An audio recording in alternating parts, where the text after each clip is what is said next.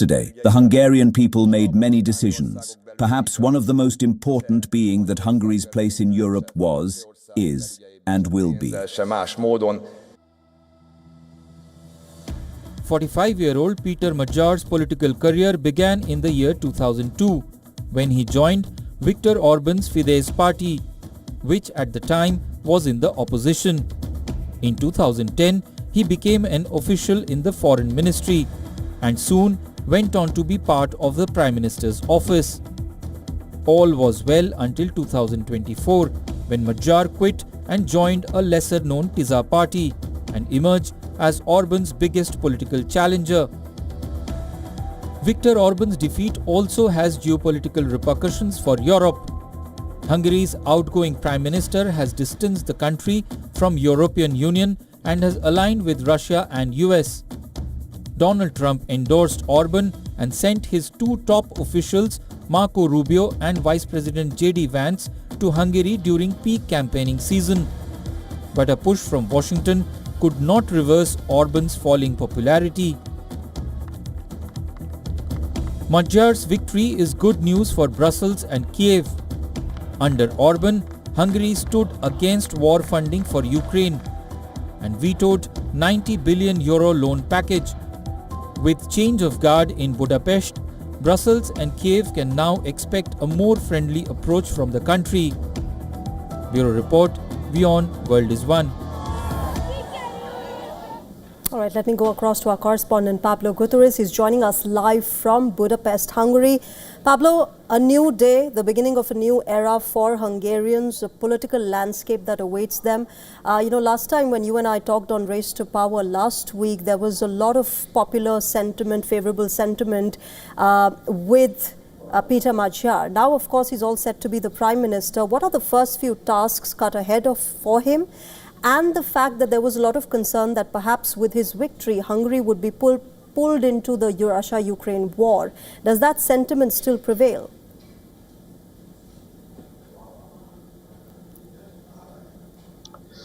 Well, that's right. I mean, it's a new dawn.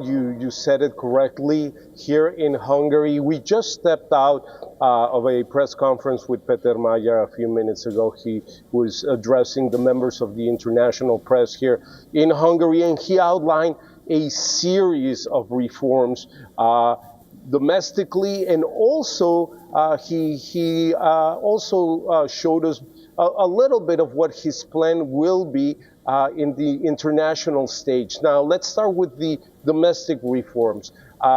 Magyar, as it's been reported, could reach up to 142, perhaps 143 members of the 199 Hungarian parliament. That will be the biggest share in the history of this country, the biggest share that any political party has ever achieved. Now, with that mandate, as he says, there comes a lot of responsibility. So from day one, he says he wants to change the constitution, to limit the terms that a prime minister can serve to 2 terms. He says that will ensure that Viktor Orban will never be prime minister again. Number 2, and he was quite upfront about this, he said that he is urging for the president of this country, who's aligned with Fidesz and with Viktor Orban, to resign immediately. He says that he's part of the machine that has dragged down this country for many years. He also talked about the economy, how important it is for Hungary to get back on its feet. Currently is one of the poorest states within the European Union. So one of the priorities for him is to unlock those funds that have been frozen over rule of law concerns by the European Union. All right, let's wait and watch, Pablo, how this moves forward. Of course, a lot of promises that he needs to fulfill with this massive victory. I'll leave it there and we'll see how this moves forward. Pablo, thanks very much for joining us at the moment.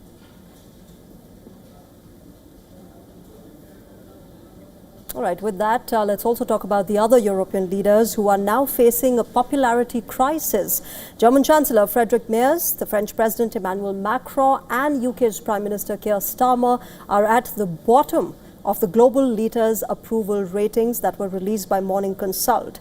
Now, according to the latest poll, the French President Emmanuel Macron has the lowest approval ratings. Only 18% of the respondents approved of Macron's performance, while 75% of the participants said they disapprove him.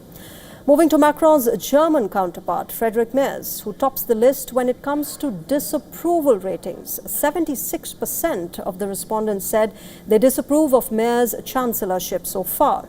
And on third position is UK's PM Keir Starmer. His approval ratings are at 27%.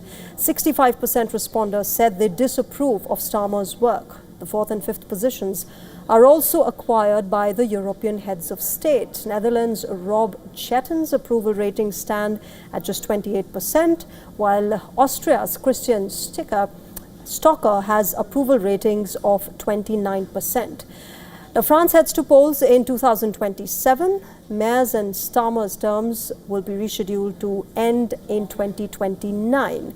Low approval ratings will not affect Macron so much, as he will not be on the ballot during the next presidential election in France. Despite this, the data shows a growing trend of dissatisfaction with incumbent leaders in Europe's major countries.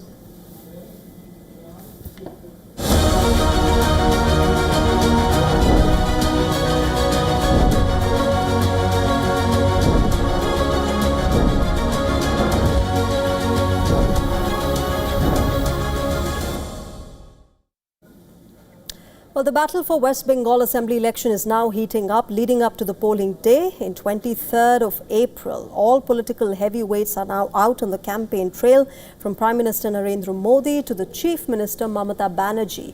The war of words has intensified in this last stretch of campaigning in the state. Addressing a rally in West Bengal's Birbhum, the state's Chief Minister Mamata Banerjee made her insider versus outsider pitch. She said the Bharatiya Janata Party will not be able to win in Bengal using Delhi forces. In fact, Mamata also claimed that the BJP is trying to win elections by distributing money. Responding to Prime Minister Modi's earlier remark, Mamata asked Narendra Modi to handle Delhi before thinking about West Bengal.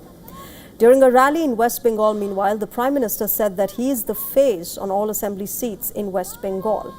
From the BJP, Amit Shah took the charge of campaigning in West Bengal. Addressing a rally in Birbhum, Amit Shah lashed out at Mamata Banerjee for the law and order situation in the state. The Union Home Minister said that West Bengal will reply to bombs with votes. He also vowed to implement the Uniform Civil Code in West Bengal.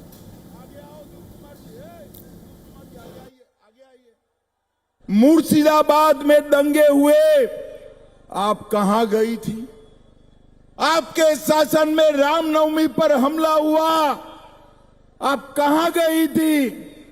आपके शासन में सरस्वती पूजा पर रोक लगी, आप कहां गई थी? ये दीदी से डरने की जरूरत नहीं है। यहां नरेंद्र मोदी के नेतृत्व में भारतीय जनता पार्टी की सरकार। Assembly elections in West Bengal will take place in two phases on the 23rd and 29th of April. 294 seats are up for grabs. Any alliance or party that secures 148 will get to elect the state's next chief minister. The vote count is scheduled to take place on the 4th of May.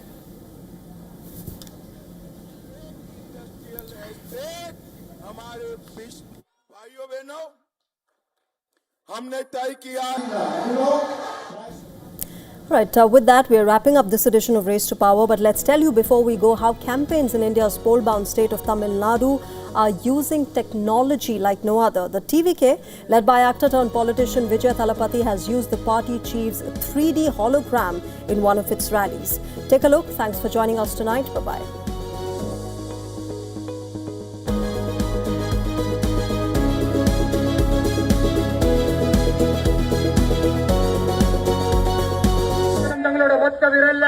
தமிழ்நாட்டில் இருக்கிற 234 தொகுதியிலும் TVK சின்னத்துக்காக அவங்க அழுத்த போற ஒவ்வொரு பட்டன்ல இருந்து விடுற ஒவ்வொரு ஓட்டும் அணுகுண்டா மாறும் பாருங்க. ஒட்டுமொத்த மக்களும் தங்களோட ஒத்த விரல்ல தமிழ்நாட்டில் இருக்கிற 234 தொகுதியிலும் TVK சின்னத்துக்காக அவங்க அழுத்த போற ஒவ்வொரு பட்டன்ல இருந்து விடுற ஒவ்வொரு ஓட்டும் அணுகுண்டா மாறும் பாருங்க.